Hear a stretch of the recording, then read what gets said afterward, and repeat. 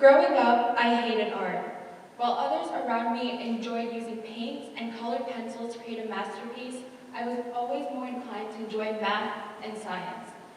To me, it just made so much more sense to use equations to derive a final product.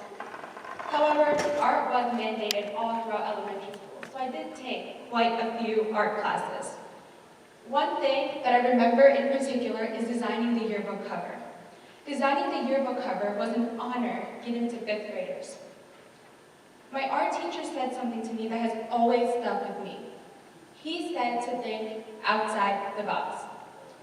I remember thinking to myself, what did he mean by thinking outside the box? What was the box? However, keep in mind I was 11 years old, so this thought left my mind after lunch. Then I came to high school, and I heard it everywhere again, in both my technical classes and my humanities classes.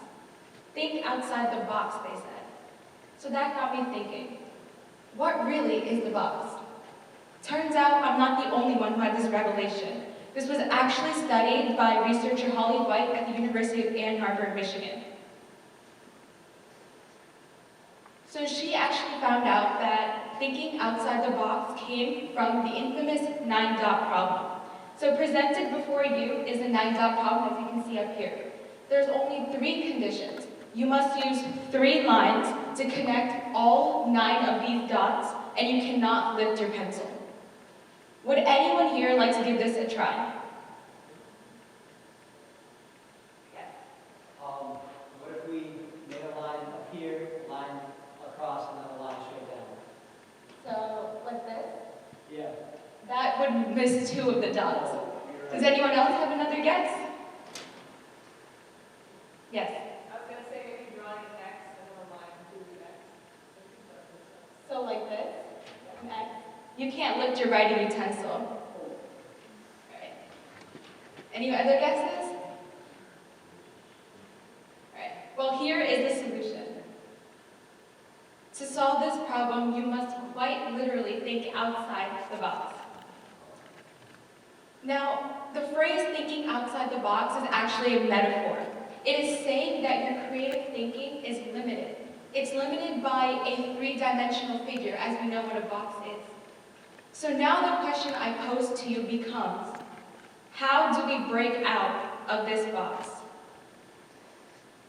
First, let me give you an example of a box. I have something that teenagers call seasonal depression. It means that I am much happier in one season than I am in the other. I am so much happier in the summer than I am in the winter. Or at least that's what I tell myself. I tell myself, oh, the weather is nice, I would love to go outside. But I can't do that in the winter, I just have to stay inside. But the truth is, I am so focused on telling myself, oh, I'm going to be happy when the summer comes. I'm not focusing on trying to see how I can be happier in the winter, how I can find the same source of happiness that I am in the summer. It's things like these small things that we don't even realize in ourselves that we are actually creating a box. Neurologically speaking, it is extremely difficult to break out of this box. However, there is science behind it. So actually, this has been proven by Dr. Robert Sperry, who is a Nobel Peace Prize winning scientist. He concluded that our brain has 2 hemispheres. So as you can see here, this is the left and this is the right. So the left hemisphere of our brain is actually the logic center. So it is our it is our analytical thinking, it's our math skills, it's our decision-making skills. Similarly, we have a right hemisphere. The right hemisphere of our mind is our emotional thinking, it's our intuition, it's our creativity, art, music. So these 2 hemispheres work together to make our brain.